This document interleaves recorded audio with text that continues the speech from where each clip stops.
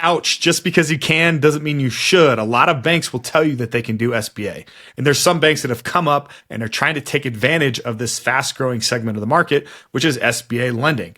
BayFirst is one of them. They decided they were going to go out there and they're going to be the pioneer in $150,000 loans using the SBA 7(a) program. Sounds great until you realize that a lot of those loans come with the majority of the risk.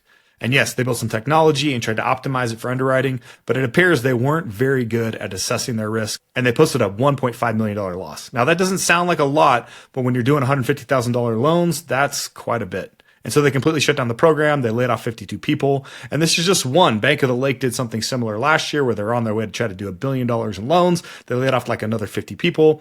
And so I think we're going to see more and more people adjusting and accommodating to the SBA as well as some of the SBA changes. But a big part of this has to do with the fact that the market has just been stuck. So I'm really hoping that in the fourth quarter, we see the SBA start to loosen up their lending along with the rates coming from the Federal Reserve as we get potentially another rate cut or 4 more rate cuts.